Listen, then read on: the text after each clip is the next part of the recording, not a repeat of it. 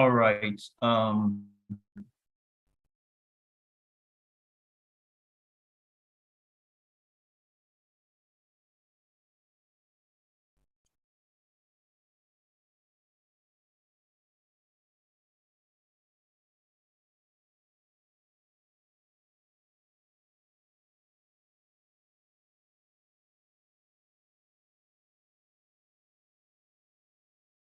Okay, all right. Good afternoon, everyone. Good morning, good evening, wherever you're joining us from.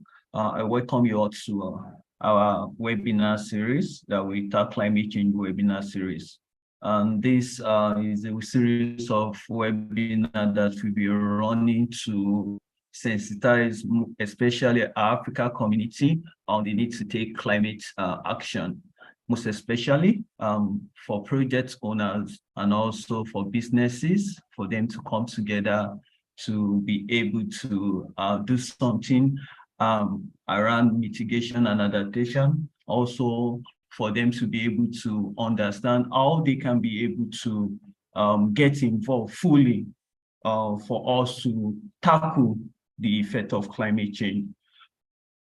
I welcome you all once again. So this today webinar will be looking at this topic that says climate change, climate finance for enhancing climate ambition. That's what we'll be looking at for this particular webinar series. And we have on the call two of our speakers are more than ready to give us from their years of experience insight on how we can leverage on climate finance to raise climate ambition. So I will start with our first speaker in the house, in person of Lawrence. Lawrence, if you can hear me, I would just like you to do a brief introduction on particularly yourself. Just give us a few things about yourself, brief introduction. The floor is yours now. Thank you. Okay, thank you again, Mayowa, and the Eco-Convention team for this opportunity today to speak in this webinar series and also to share more light on this subject matter that is very important for the dispensation. I am Lawrence Ogbefun. I'm Nigeria, but I'm based in the United States. I'm a macroeconomist. I'm doing my PhD at the University of Mississippi, and hopefully by May, I'll be graduating. I'm also a climate finance expert. I've been doing research on environmental and energy economics for years. And I'm really glad to be able to share one or two things on this subject matter today. Thank you.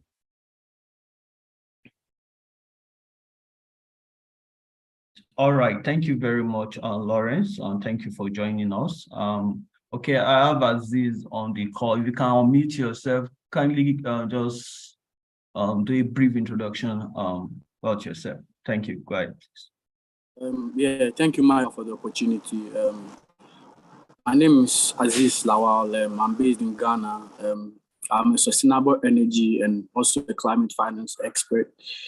I've worked on a host of sustainable energy projects and climate finance projects with international development organizations like the UN, specifically UNIDO, and I've also worked with GIZ on some other projects. In terms of my collaborations, I've also collaborated with a couple of companies like Africa Green Fund, set up by KFW, and Econolia SA, that's an energy consulting firm. So we've done a couple of work along the spectrum of sustainable energy and climate finance. And I think that I would like to share my little bit of knowledge with you guys. Thank you very much, Aziz. Thank you for joining all the way from Ghana. And also, Lawrence, I really appreciate you for joining us also. Before I move go further, I would like to tell all our participants, if you have any question for our panelists, you can drop it in the chat box on all our social media, and also you can do similar, drop it as well. So we pick it up from them, and we try as much as possible to share your question with them for them to be able to provide answers to all your questions. Okay, before that, I'll quickly do a brief introduction about what we are doing at Eco Carbon and Commodity Exchange, a climate finance company in Lagos State. We are based in Lagos. Our essential service we look at is to provide climate advisory to businesses, including project proponents, project owner, for them to be able to scale up their process, especially projects that are mitigating emission, and also projects that are supporting livelihood in Africa. So, and our call to action also is around helping businesses to transit to net zero. So those are the couple of things that we are doing, and we are driving that in Africa. We expect some of our listeners also to reach out to us after this to be able to learn more on what we are doing and to support us as well. So today we are looking at climate finance, and is a very big topic, and people have been asking what climate finance is all about, and how can we even know more about this climate finance? What's the difference between green bond, and climate finance and green loan, and also carbon finance also, a lot of finance around climate change. And if you remember, COP27 just ended, and they are also talking about how to finance climate ambition. So today we'll be looking at various discussion, just like questions on what are the pathways for us to leverage climate finance, and also how can we tap, what are the key indicators, key metrics for us to check in our businesses, in any project that we want to develop, for us to be able to tap into the financial scheme. So the first question I'll be asking our panelists for our audience to be able to understand this topic, and also to be able to have in-depth understanding about the topic. I'll be throwing the question open to speakers.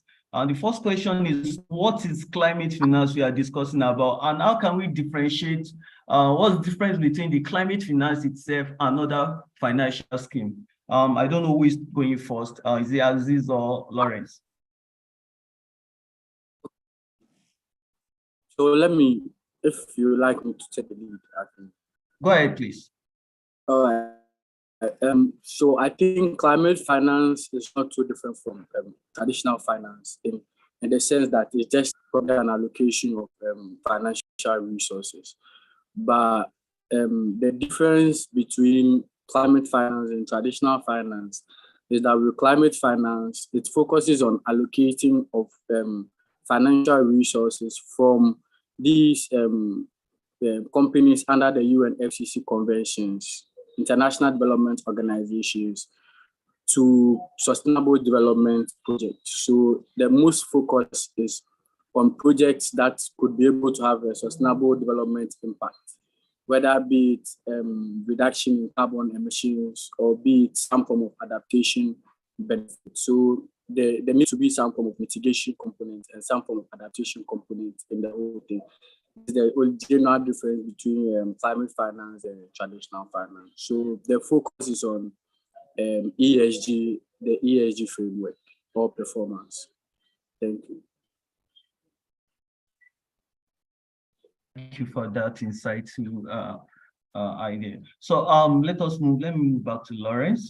Can you share a few things around climate finance? Why is it different from other form of financial scheme? The floor is yours now. Okay, thank you again for the opportunity. Like the co-speaker highlighted, all right, the climate finance itself, it's actually for a specific purpose. Okay, so that is what actually makes this form of financing different from every other form, right? And the specific purpose is to be able to mitigate or adapt to climate change. So this is a fund that is made available for the specific purpose of mitigating or adapting to climate change. So that is one of the key difference with climate finance and every other form of financing, right? And also this type of financing is tied to international climate agreement, right? So this is something that is not just maybe a company ambition or a government goal. It is more of a global goal. So it is tied to an international climate agreement, right? So it is very, very important. So whatever you are doing via the climate financing, it's tied to an agreement that is way bigger than the local environment or the local government. So, and lastly, the climate finance also requires like innovative financing mechanism. So there's a lot of mechanism that is involved. I think when we go further, we'll begin to discuss this mechanism. So we can see that this form of financing really differs from others. So in summary, its aim is to mitigate and also to adapt to climate change. So that is what this fund is available for. Thank you, Lawrence. Thank you very much. Okay, we've mentioned it. The essence of this finance is to mitigate for mitigation projects, projects that are mitigating the impact of climate change and also adaptation or adaptability of the project also. So I want to move to the next question, which is around green loan, carbon finance, and climate finance. So I look at green loan. For green loan, for carbon finance, which is basically talking about the VCM market, voluntary carbon market, ITMO, and also maybe ETS, which is emission trading scheme. So we are looking at for carbon finance. For climate finance also, there are some embedded scope around this VCM market as well that we have to check for a project to be eligible on that VCM. So I would like you as a panelist to as well look at this. What are the similarity or differences between green loan, carbon finance, and climate finance that we are looking at? We have talked about climate finance is the umbrella body, but what's different between green loan, green bond, and carbon finance? What is the difference between the three? Please, can you share insight on that? Lawrence. Okay. Yeah, like I said, they are under the umbrella of financing. The similarity I'll start before it's every one of them are actually aimed towards mitigating or adapting to the climate change and also achieving the ambition, right, of reducing the CO2 emission and all that. So that is the similarity for whatever form of financing that is available. But for green loan, for instance, this is the type of fund that is available to borrowers, right? And so borrowers, but the loan must be used for specific purpose. So the loan that is available is a fund that is available for borrowers who want to invest or who want to engage in sustainable or environmental friendly projects, right? Be it business or whatever it is. So that is what the green loan is all about. For the carbon finance, you want to talk about carbon finance from the spectrum of saying the credit scheme, like Mayowa just said, right? So when you're looking at carbon finance, you want to see the credit scheme where people can be able, like we have a market where people can trade their reduction for, let's say, a credit. So the carbon finance is very important because it encourages, it incentivizes people or businesses or individuals to actually reduce its carbon emission.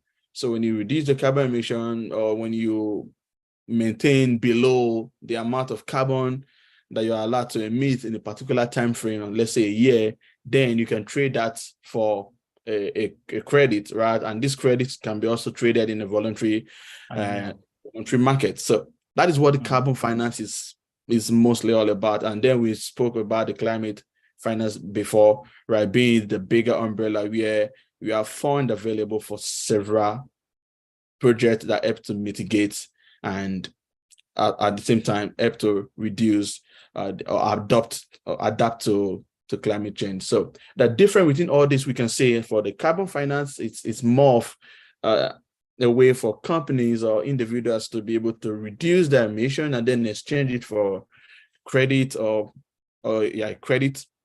While for the loan, borrowers have an opportunity to be able to actually get funds that will help them to finance their project that is environmental friendly. So that is the differences between these three categories. Thank you. Oh, thank you. All right. Okay, Aziz, do you have anything to say?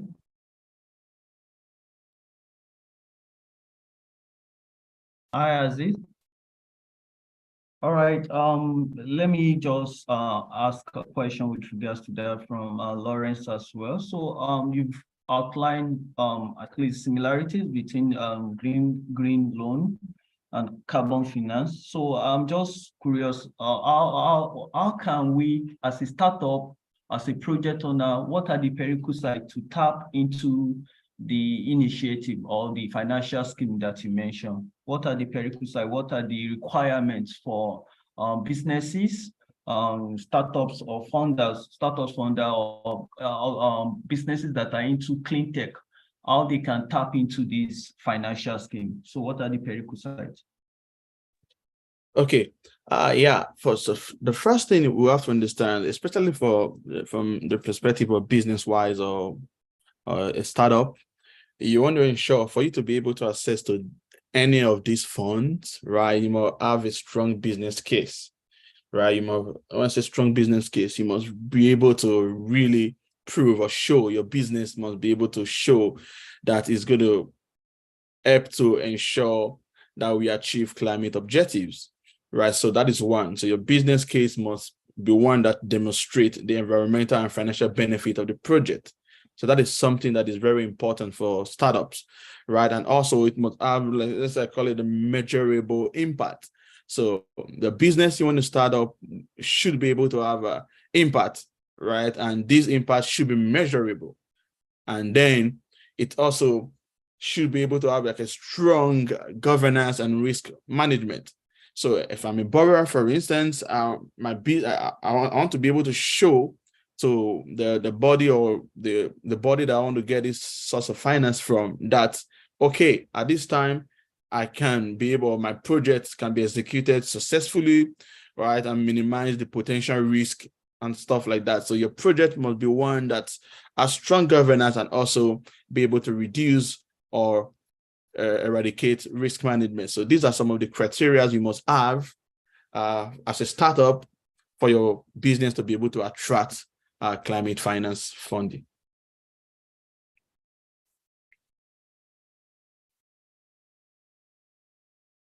All right. Thank you for that. That was so insightful. I'll move back to Aziz. Can you hear me? Yeah, I can, loud and clear. Do you have any additional input to what Lawrence? So I'd like to initially, I wanted to make a comment on the green loan and the carbon finance. And then when I finish, I'll add up to how the startups can also take advantage of that. So basically, green loans are loans that are given by mostly financial intermediaries to firms or companies that want to partake in sustainable development projects. And because they are loans, sometimes they come with certain terms and conditions. They come with interest rate payments. They come with sometimes you need some collateral if it's a senior debt, and sometimes if it's a mezzanine financing, you also need some form of to have a debt to equity conversion ratio on that. So that is for the green loans, but they have to be able to solve sustainable development or offer sustainable solutions to problems. And then for the carbon financing is virtually an innovative financing mechanism that allows like companies to offset their emissions by purchasing carbon credits from like people that have engaged in sustainable development projects.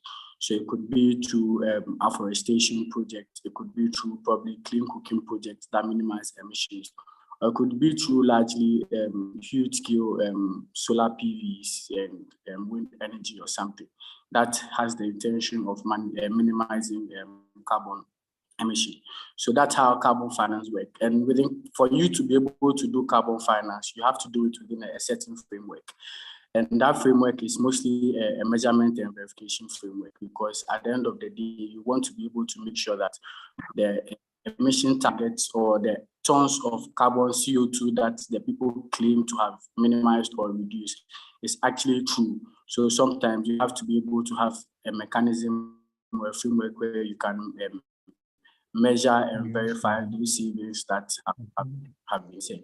Once these savings have been verified, then you could exchange it for a credit or something. So that's how carbon financing works.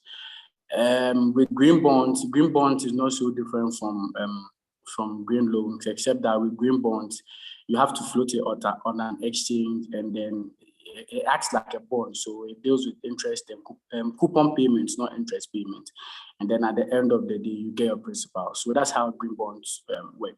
But in Africa right now, the green bond market hasn't been really able to take off yet.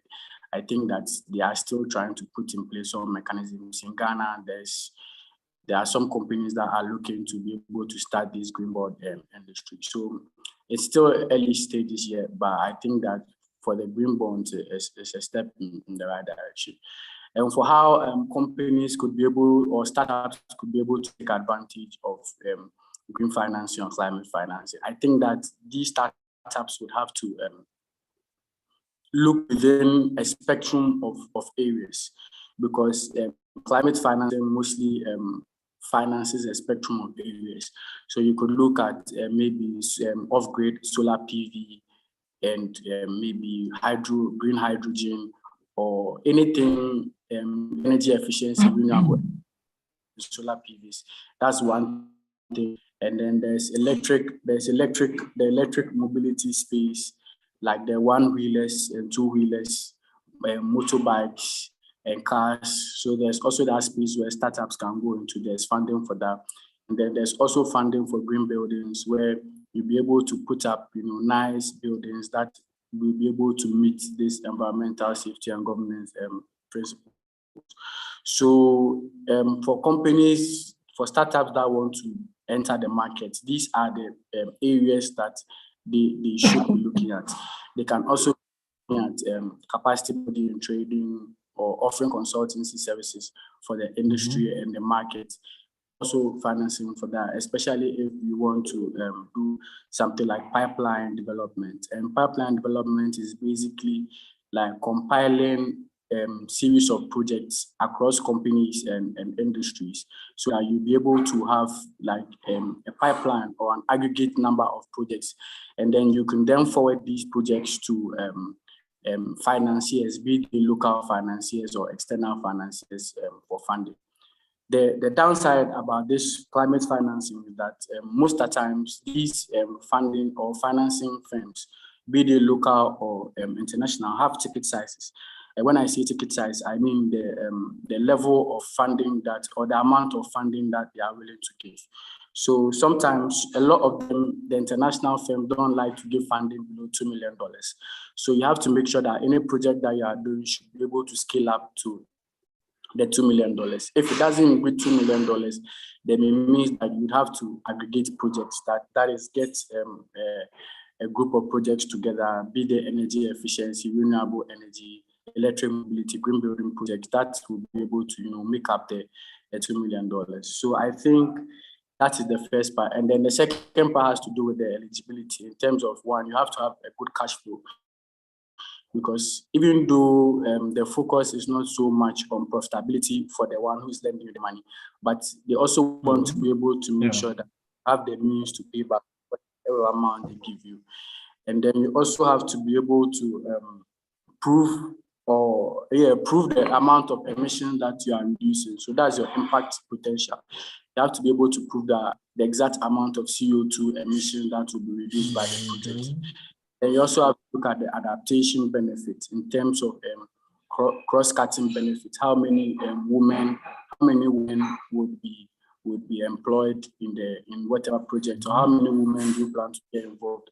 What is the gender distribution? You could also look at whether whatever you are doing has any form of circular economic components, for example, where everything can be recycled or something. So everything has to feed in within the whole framework. So I think that's basically what I think startups can enter the market.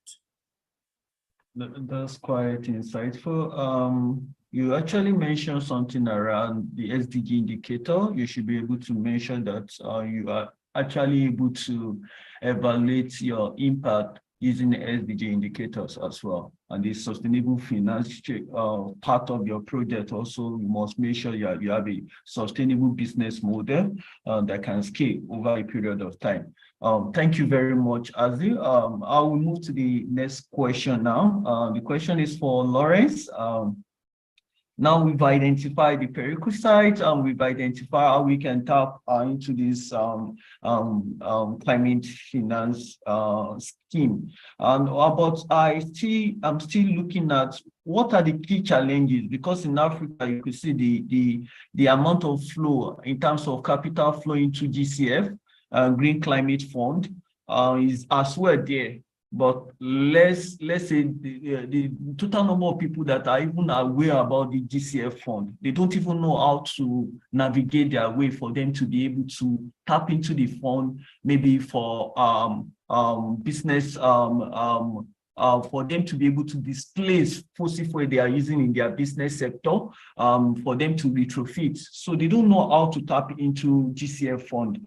But I would like you to identify what are the key challenges. What's the actual problem that that is pushing people away, businesses away? Is it that they are not aware about the GCF fund or green fund or green bond? Are they not aware? Or people are just like in Africa, I'm just talking Africa precisely. So what are the key challenges that is affecting scaling up of climate finance, and also why people do not actually go into this market to be able to tap from the financial scheme that is available? So what are the key problems? I'm going to start with Azzi. Are you there? With the problems, I'll have to break it down into two folds. I can look at the problem from the macro level, the macroeconomic level, and then we could also look at the problem from the industrial or the household level. Now, you made an earlier comment about the GCF. I've worked with the GCF. When working with the UN, the GCF was one of the financiers of the project that the UN was running when I was working with them. So I know a lot about the GCF prioritization guidelines and how they do their things. Now, the problem with the GCF is that for you to access funding from the GCF, you need to go through the nationally designated authority. That is the locally mandated body that sort of coordinates all GCF programs in the country. And sometimes this body can get a little bit political, So maybe you want to access a grant, because most of GCF funding is grants. They have loans, but most of the times people go for grants to do market preparation, feasibility studies, and pipeline development and all that. But because of the nature of it, the NDA in Ghana, the NDA is situated in the Ministry of Finance. So its guys at the Ministry of Finance and the Environmental Protection Agency, Energy Ministry, that form the NDA. Once there's government bodies involved, there's likely going to be some form of politics. So this sort of hampers or hinders projects, because if your project is going and the people don't see any benefits that they stand to get from it, they will likely steamroll your project. And now the second thing too has to do with the macroeconomic. So for you to be able to do this project, you need financing. This financing would come from either foreign banks or investment funds or local banks and what have you. And right now, if you go to these industries, most of them rely on electricity from the grid. They also rely on generators, diesel power generators.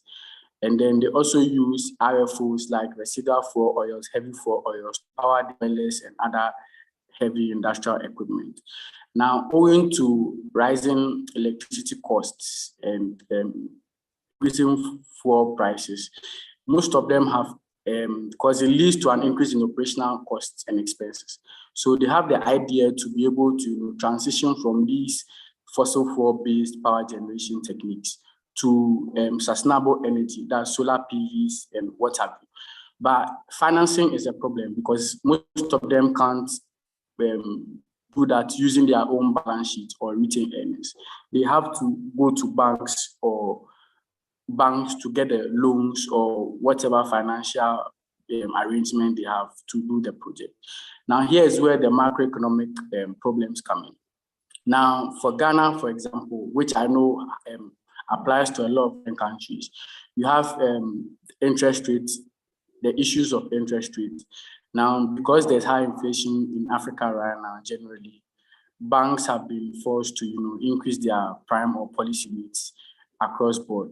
That's central banks, and so that has increased the cost of lending. So in Ghana, like this, banks are giving between 25 to 30% for loans. That's even without the addition of a risk premium. So the high interest rates is a limitation to anyone that wants to get funding to do this project. And then there's also an issue of foreign exchange volatility, especially when foreign financing is coming in. So imagine you are going to take a $10 million loan from maybe KFW or Norfund or IFC, and you are using a Naira or CD which depreciates on the daily. So if your currency is depreciation, how are you going to get money back to pay back the loan, which is supposed to be in foreign currency? So this is a big problem. So it has led to the high cost of financing for these kind of projects.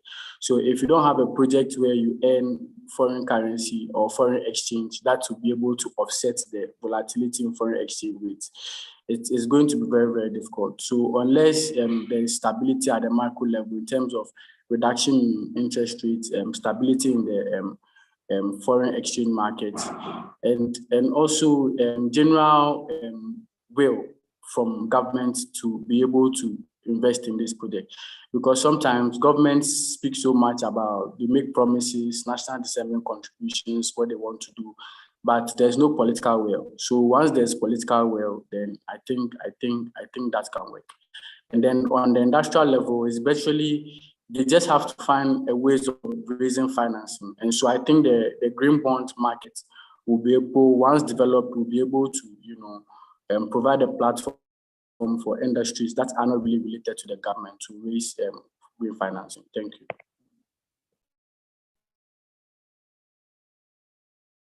Great, thank you. I don't know if I just want to hear Lawrence's view on the issue. If you can hear me, Lawrence, what's your view on the issue, the question raised, brother?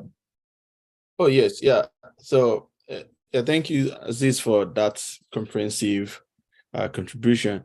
Just a little, I would just add one or two to that. In addition to the challenges when it comes to scaling up climate finance, right?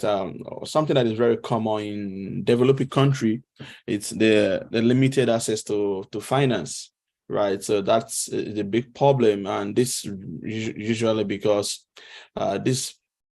the developing country or least developed countries have limited access to the climate finance, right? So hence they cannot be able to have enough chunk of this finance to disburse to people or individuals or companies that are interested in applying for this sort of financing.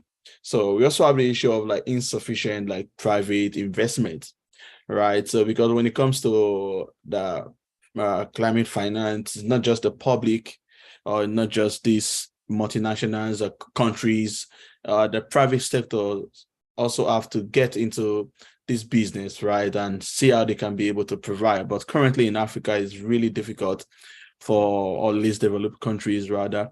It's difficult to be able to see lots of private sector investment in the climate finance, in the climate finance space.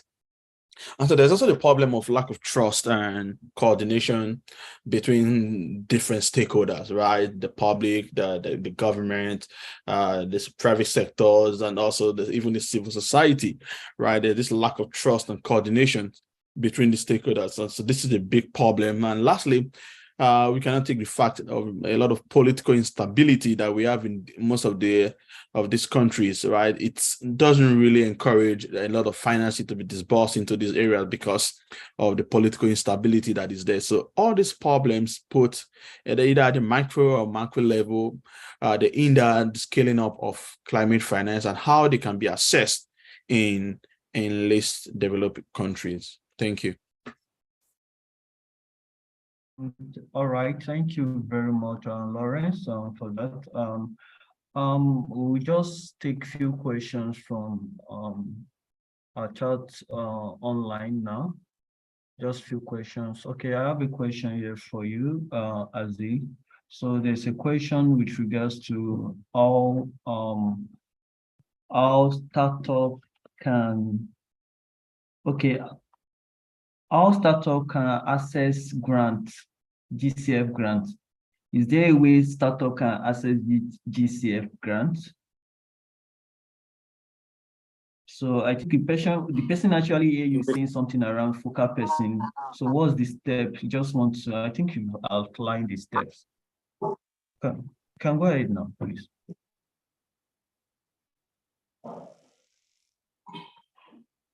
Hello. Okay. With the GCF gives funding for grants. They give grant funding. Startups can also access GCF grant funding, but they have to go through mostly the GCF. Can you hear me? We can hear you clearly, just that you stopped your video. Hello, can you hear me? All right, so yeah, startups can access GCF grants. So for the GCF grant, they have to go through a prioritization, the GCF prioritization guidelines. That is how GCF wants people to structure their projects. And out of that, they assign certain weights to certain indicators that they look at. So there's the impact potential. The impact potential is virtually, they want to see for you to be able to quantify the exact amount of CO2 that will be reduced, emissions reduction potential. Then there's also the paradigm shift potential, in the sense that the project that you are doing, you have to prove that what developmental impact would they have on your community. Then you have to look at scalability. If you have, how scalable is it? Would you be able to, for example, if you want to put up or do a clean cooking project for maybe 500 households in maybe Kano, and you get the funding for that, they'll ask you how scalable is it? Could you scale this to maybe 10,000 people or 20,000 people? So you have to be able to meet these guidelines. And with the GCF, the coordinator for the GCF is always the NDA. So the NDA it will be an agency. There will be an NDA in Nigeria. I don't know which where it will be situated, but in Ghana, the NDA is situated in the Ministry of Finance. So the guys at the Ministry of Finance and other bodies handle the whole GCF project. So you submit your proposal to the NDA, and then the NDA will review your proposal and then give you a no consent letter. When they give you the consent or no consent letter, then you can forward that letter to GCF for GCF to see that you have been able to deal with your the guys at the local scene. And once virtually you get the go-ahead from your local guys, it's very easy for the funding from GCF to come in, because GCF virtually just does what the local guys tell them. That's why it can get political, because of the power of the NDA, sometimes they can tend to like fuck some projects up, or also make the projects go through, depending on their relationship with whoever is making the project. So that's how to go through GCF grant funding.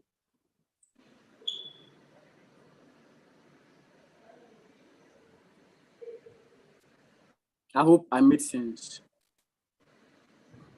Yes, sure. I answered his question. Ochuku, please go ahead, ask your question now, please. Thank you very much, Mayowa. Thank you, everybody. It's been a wonderful time listening in. My name is Ochuko Odibo. I've been in this space for a while.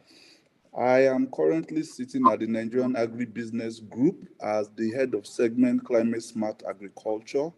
And I saw a message, one in the chat box. Someone was asking if we're doing anything with regards to agriculture and climate financing. So I wanted to take that up and with some other contributions that I have. So currently, the Nigerian Agribusiness Group, in partnership with the Ministry of Agriculture, is designing a climate smart agriculture framework for Nigeria. And we have already done the first draft. We've done zero draft, the first draft, and we're about to validate this document. This document is all encompassing. It looks at the various areas from farm to fork, as in from the farm to the table, on how to reduce emissions in that sector. And not just to do that, but also to get climate financing and to trade carbon by the local farmer. So it looks at all of these areas for Nigeria. Again, we are currently meeting with the National Council on Climate Change. I didn't hear anything about them since the discussion started. In Nigeria, we got approval, and they are now the designated national authority, if that's to answer the question, vis-a-vis what's happening in Ghana. And at that office, they are looking at a lot of climate financing, not just internationally, but locally. So I was also thinking we will come to that area on not just going cap in hand to the GCF, but also for African nations, especially Nigeria, to begin to look inwards, like the green bonds that we developed, and so many areas that we can get climate financing in country. So if we develop our emission trading scheme that is going on at the National Council on Climate Change now, we can also get a lot of funding in Nigeria without going international. You understand?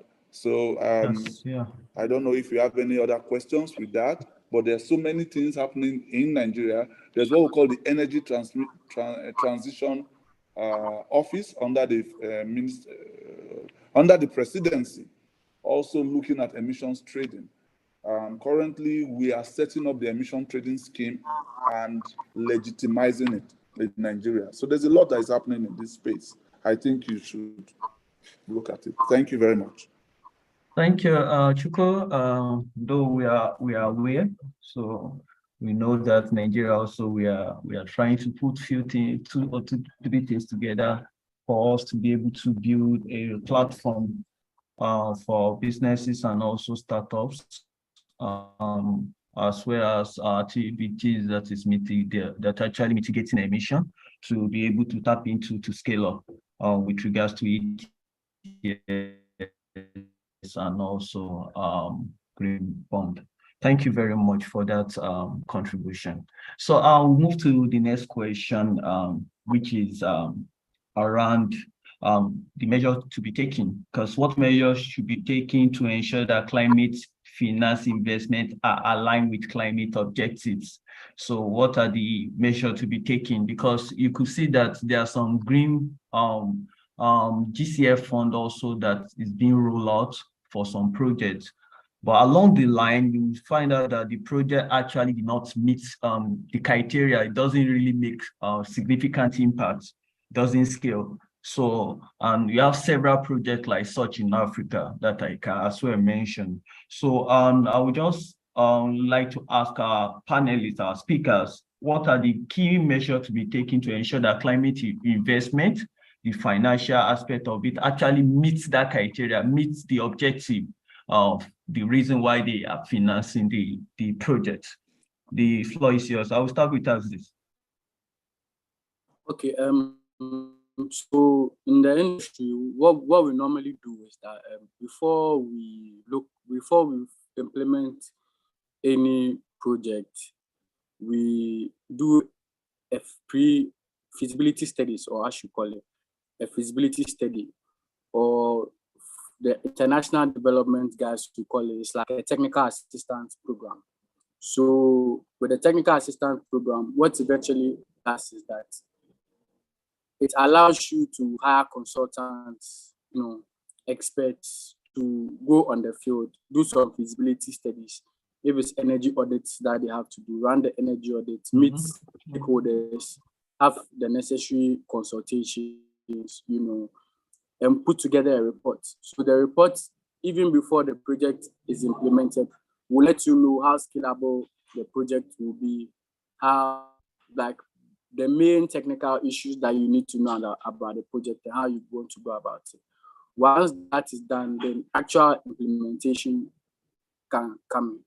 Once implementation is done, then there's a monitoring evaluation framework where you'd have to monitor whether the targets that you set and how the project is being implemented are able to go hand in hand. So in areas where you are not able to meet those targets, they either adjust the targets or find ways and means to make sure that these people are able to meet them. So monitoring and evaluation is very, very key to make sure that the projects that are the ideas or the objective that are stipulated actually match with the project deliverable.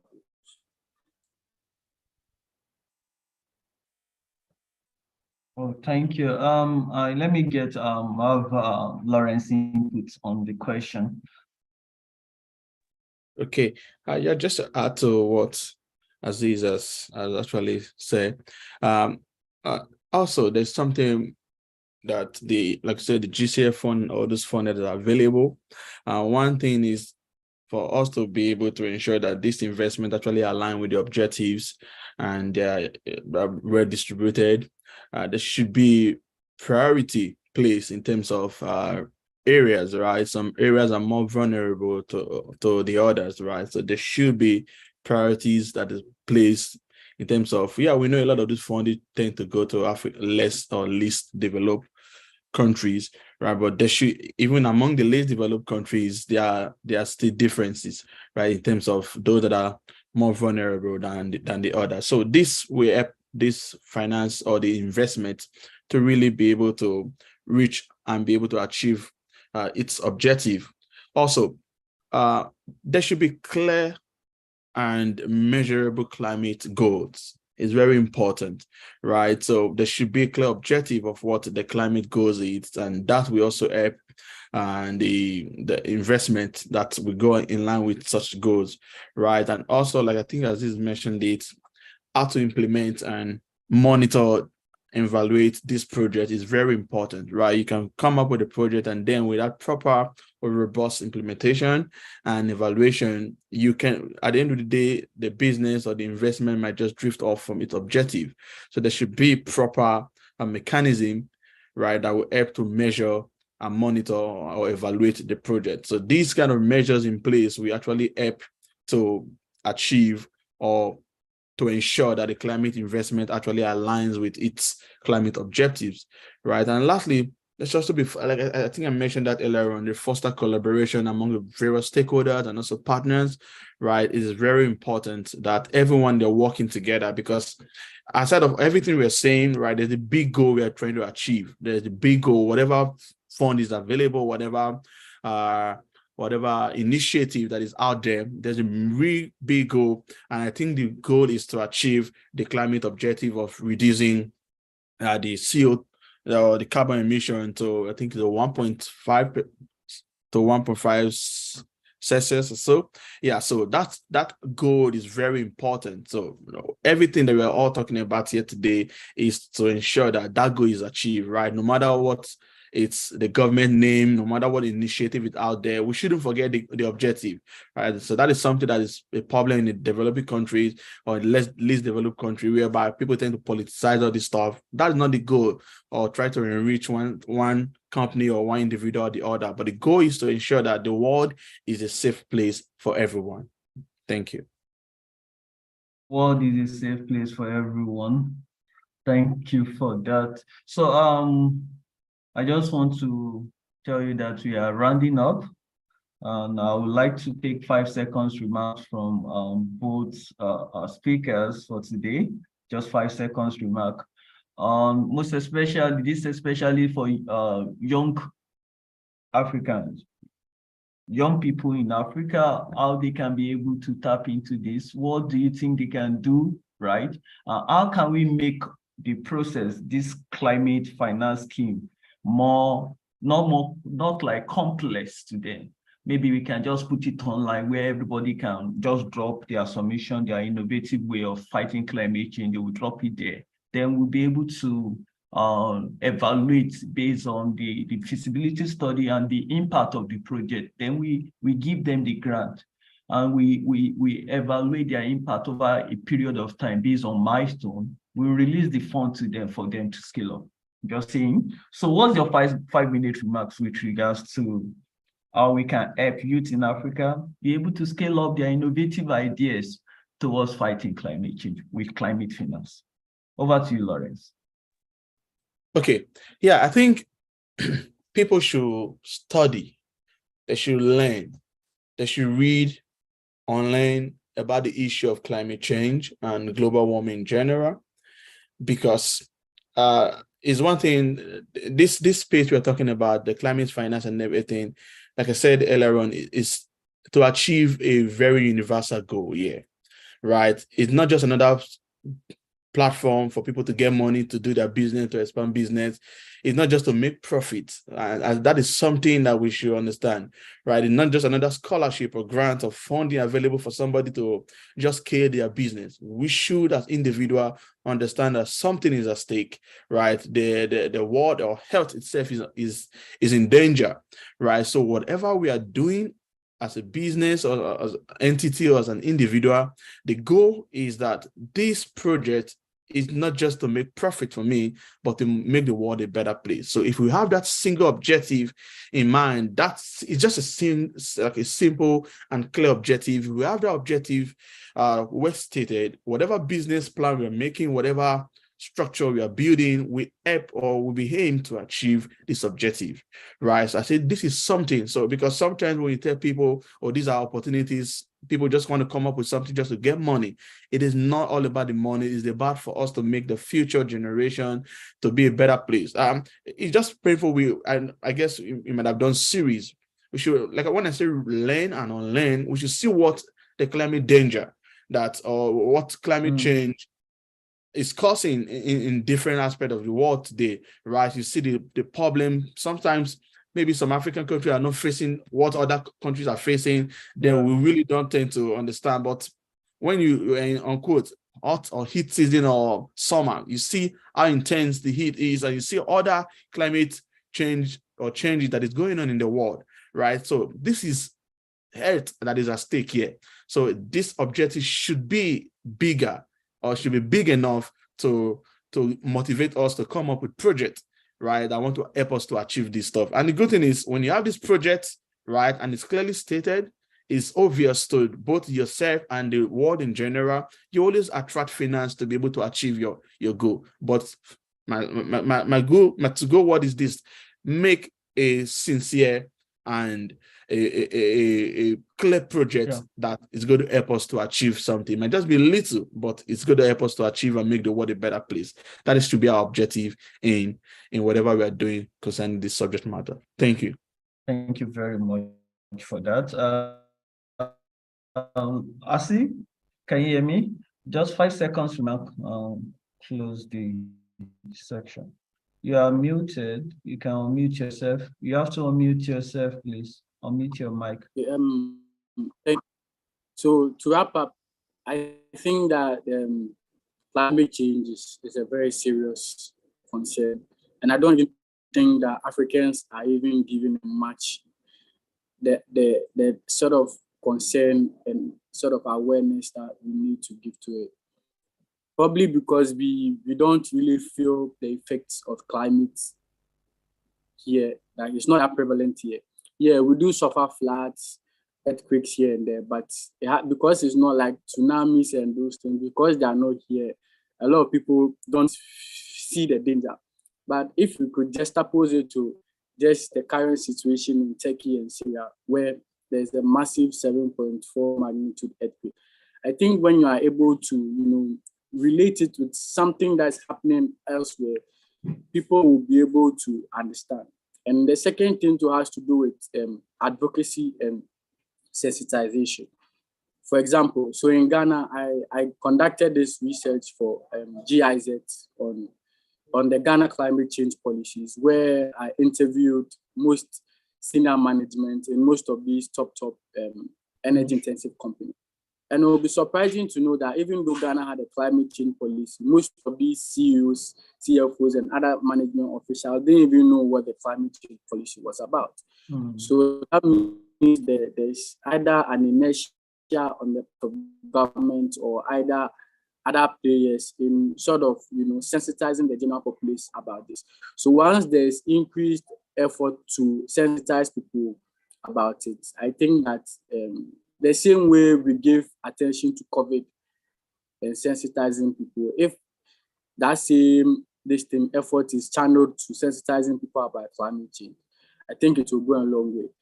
And second thing is about finance. I think that they should be able to decentralize the funding flows to the extent that even for a $5,000 project, a young entrepreneur somewhere in Ibadan could access financing.